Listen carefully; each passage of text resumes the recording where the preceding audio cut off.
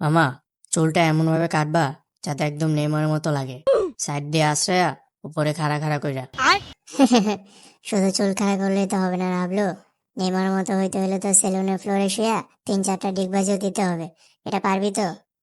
দেখ পল্টু, তুই কিন্তু বেশি বাড়াবাড়ি করতেছিস। গায়ে হইলে কিন্তু তোর ওই 3টা স্টার খুশে পড়ে যাব। আর ভুলে যাস না, আমাদের কিন্তু 5টা স্টার আছে। আবার সে বাপ দাদার আমলের কথা।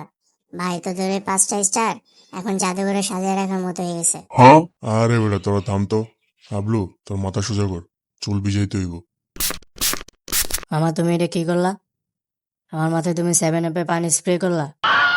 তুমি জানো আমার ভিতরে কতটা কষ্ট হইতেছে? আমার উপরে নিচে সব জায়গায় জয়লা পুরা ছাড় করে দিতেছে। মামা, তুমি কামড়া করলা কি?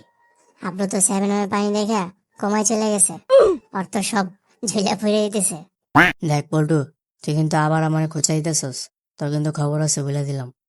আর এবার রাগ করস কেন? কয়টা কথা শোন। তুই যে বর্তমানে ঝাঁসিটা পরে আইসস, এ দলে কোনো অর্জন আছে বল? না, কোনো অর্জন নাই। বাপ দাদার আমলে যে ছিঁড়া ফেরাইতে হয়ে গেছে, তোরা ওইটা লিয়ে লাফালাফি করস। আবার 2014 সালে 7টা গোল খাওয়ার পর সবাই তোদের 7 আপ বলে। আর 7 আপ বললেই তোরা চেতে যাস। আবার তোদের দলে একটা হ্যাংলা পাতলা প্লেয়ারও আছে, ওতে লাগলে পরে পড়ে যায়।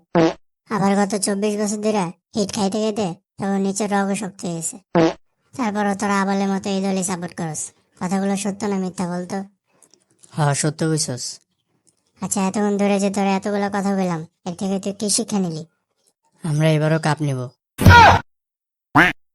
এই বেটা থাম তোরা, আমার সেলুনে এসে কি শুরু করছস? আর পল্টু, তোদের লজ্জা লাগে না? গোল দিছে জার্মানি, তোরা কেন 7 আপ বলে লাফাস?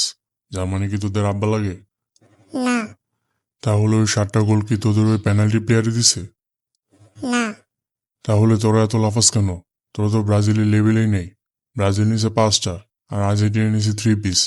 এত না লাফায়া আগে ব্রাজিলের লেভেলে আয়, তারপর লাফাইস জার্মানি ছেলে।